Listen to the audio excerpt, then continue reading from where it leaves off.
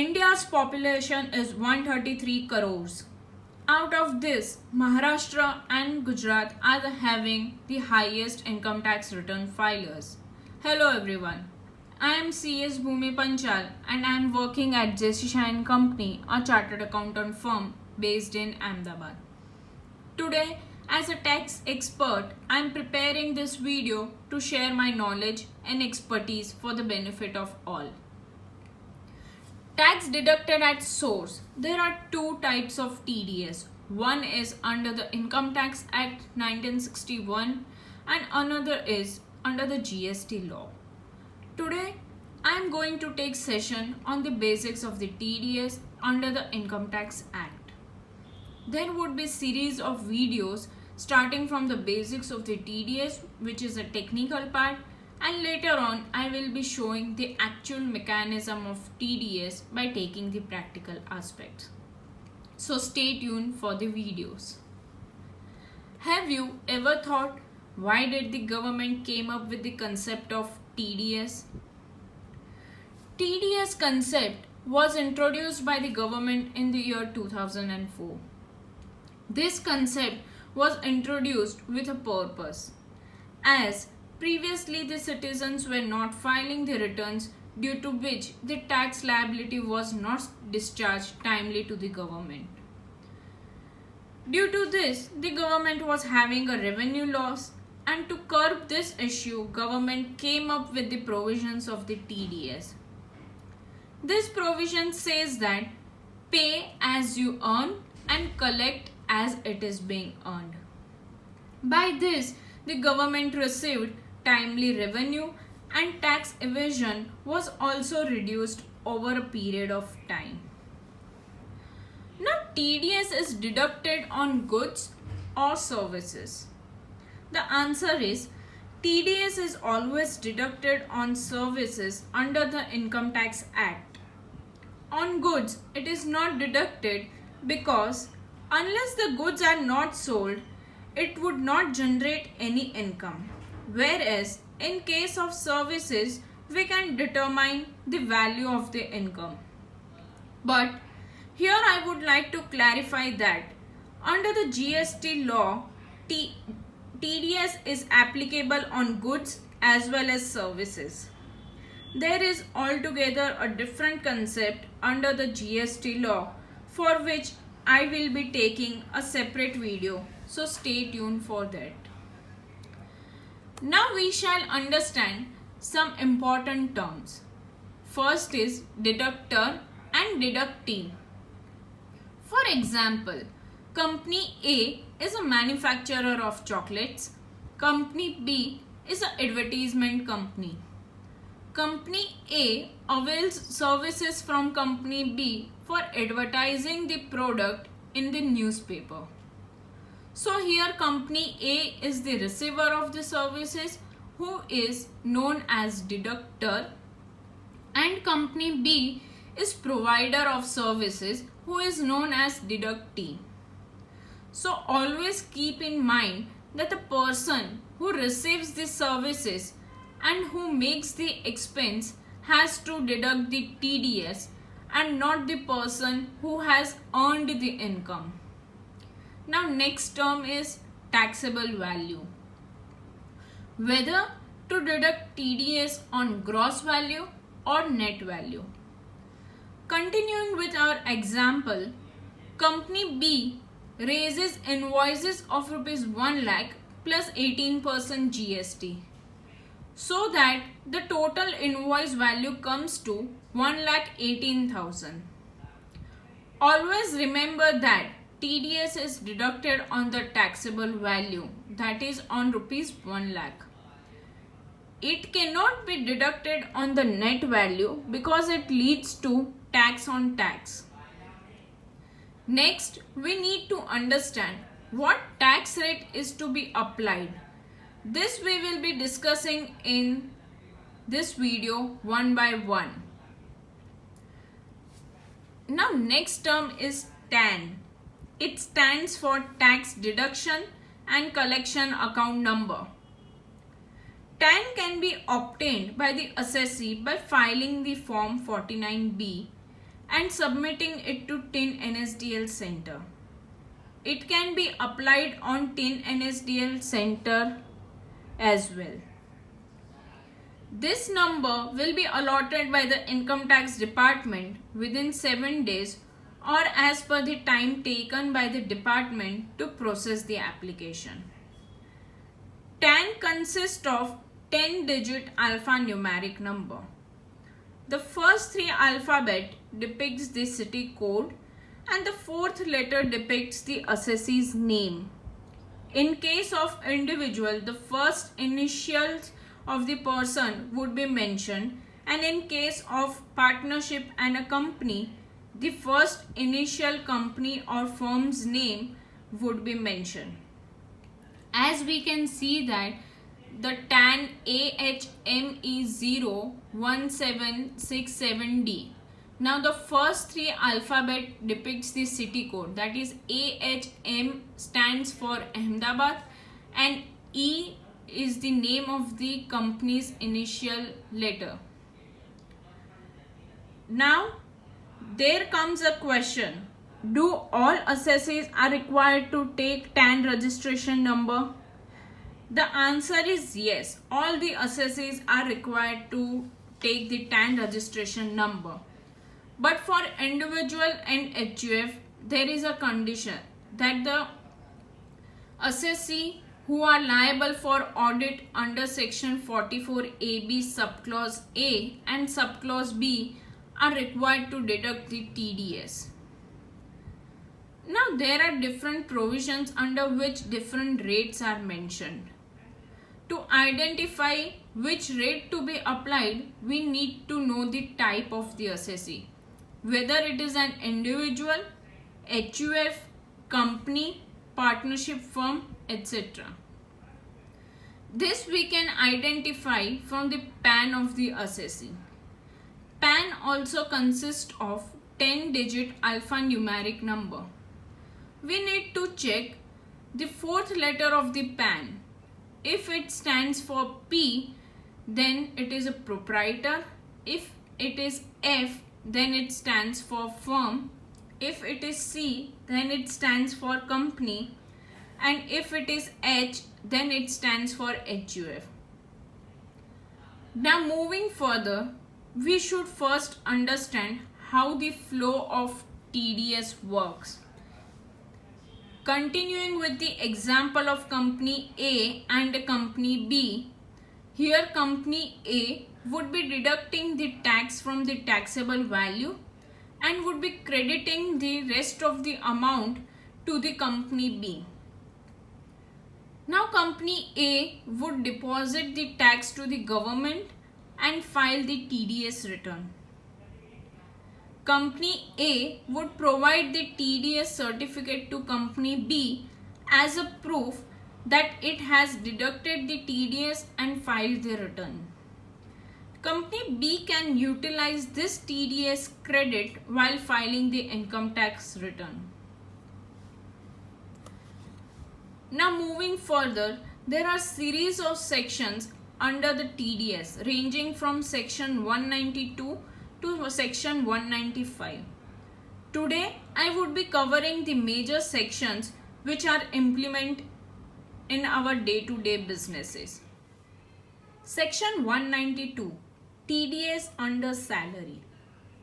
Under salary, there is a relation of employer and employee. For example, company A is employing 10 employees. Out of 10 employees, 8 employees are having salary ranging from 2,50,000 to 3,50,000. And 2 employees are having the annual package of 7,20,000 each. There is a rule that if the salary after deduction from section 80C to 80U exceeds the basic exemption limit, then in that case the employer has to deduct the TDS by calculating average tax rate applicable in that financial year. Now here comes a question. What is meant by average tax rate? It is nothing. Just you need to calculate tax on total net income of the employee by applying the slab rate applicable in that financial year, and the tax which comes needs to be divided by the 12 months. Every month the tax which has been computed would be deducted from the salary, and the rest of the amount would be payable to the employee as the salary for that month. Whether any loss under the four heads of income, that is house property, business and profession, capital gain, income from other sources, is to be considered by the employer while computing the net total income of the employee? The answer is yes. House property loss up to 2 lakh rupees can be considered by the employer. The employee in good faith has to provide the certificate to the employer or provide the correct details to the employer so that the employer can calculate the correct TDS. Other than house property, no other head of income losses can be considered. Under this section, all the assessees are required to deduct the TDS irrespective of the audit applicability. If the employee's salary is exceeding the basic exemption limit. Recently, in the budget 2020, our finance minister introduced a new tax regime, stating that the tax would be decreased as per the tax slab rate if we are opting for the new regime. But there is a condition that we would not be liable to claim any deductions.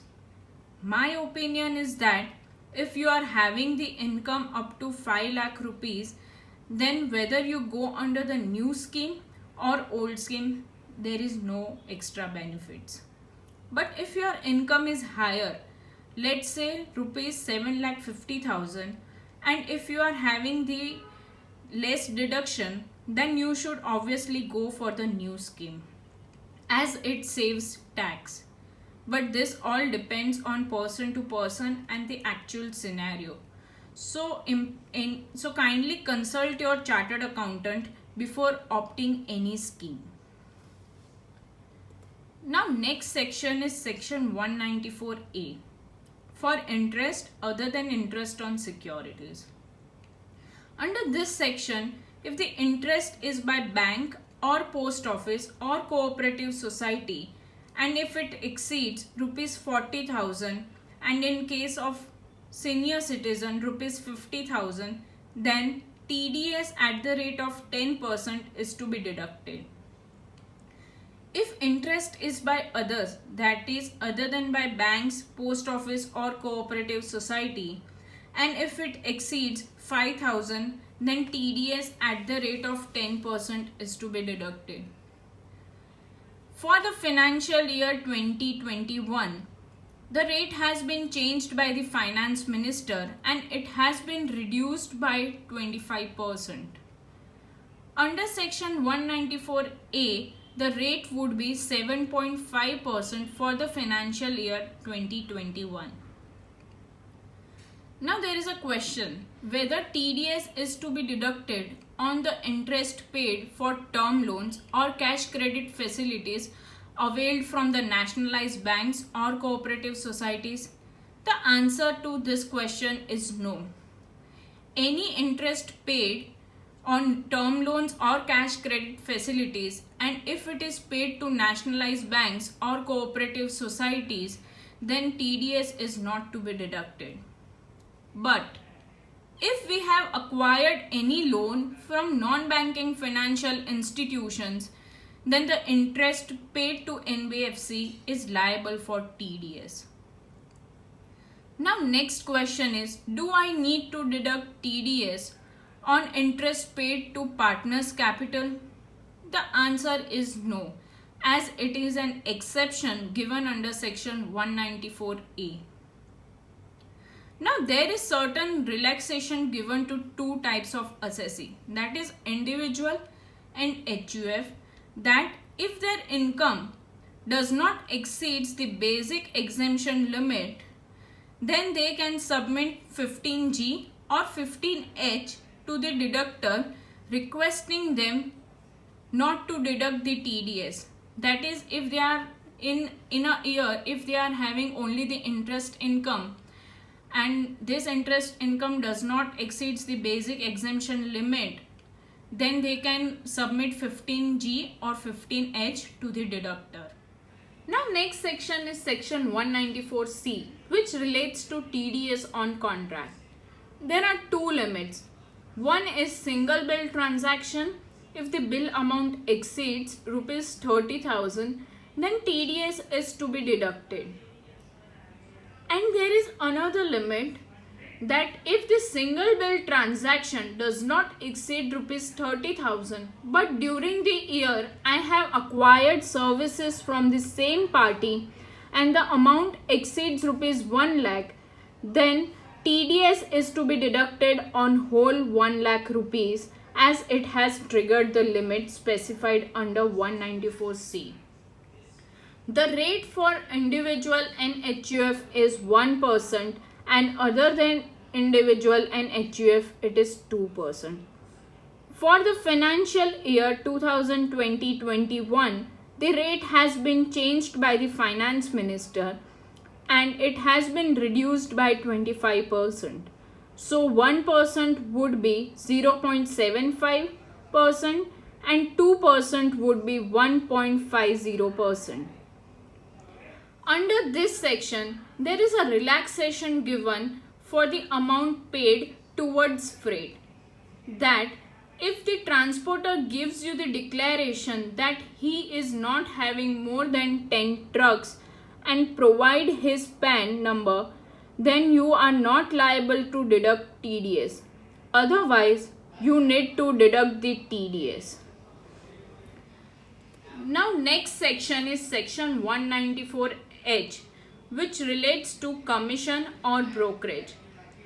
Under this section, if the brokerage amount exceeds more than 15,000 in a year, then the TDS has to be deducted at 5%. For the financial year 2020-21, the rate has been changed by the finance minister and it has been reduced by 25%. So 5% would be 3.75%. Now next section is section 194I, which relates to rent on land and building and furniture and fixtures. If in a year, if rent exceeds rupees 2,40,000, then the TDS on land and building is to be deducted at 10%, and in case of furniture and fixtures, the rent has to be deducted at 2%. Now, for the financial year 2020-21, the rate has been changed by the finance minister and it has been reduced by 25%. For 10% it is 7.5% and for 2% it is now 1.5%. Now for rent, there is another section which is section 194IB. This is for individual and HUF assessee who are not liable for tax audit and who are paying the rent to the resident person. If the monthly rent exceeds rupees 50,000, then TDS at the rate of 5% under this section is to be deducted. As mentioned earlier, individual and HUF who falls under audit under subclause 44AB subclause A and B are required to take TAN. So for deducting TDS under section 194IB, do I need to apply for TAN? The answer is no. Income tax department have given the facility to file your return through PAN under section 194I. Now next section is section 194J, that is fees paid to professionals or for technical services. Under this section, if in a year the amount exceeds rupees 30,000, then the TDS needs to be deducted at 10% for professional fees. And recently in the budget 2020, the fees paid for technical services and royalty, the rate was changed to 2%. Now here comes a question. Which section would be applied if director's remuneration is paid by a company who is a chartered accountant? Now, here there is a dilemma. Whether the director is having the professional degree, then the TDS needs to be deducted under section 194J. And if the director is not holding any professional degree, then the TDS needs to be deducted under the head of salary, that is under section 192. Now for the financial year 2021, the rate has been changed by the finance minister and it has been reduced by 25%. For 10%, it has become 7.5%, that is for professional fees, and for 2%, it is 1.5%, that is for technical fees and royalties. There is an important note. From section 192 to section 195, all the individuals NHUF who are not covered under tax audit under section 44 AB subclause A and subclause B shall deduct TDS against all the specified payments, that is from section 192 to 195, except section 194A, 194C, 194H, 194I and 194J. Other than individuals and HUF assessee, irrespective of the tax audit applicability, they are required to deduct TDS. Now, we know the limit, the rate and at what amount TDS has to be deducted. Now we should know what is the due date for the payment of TDS.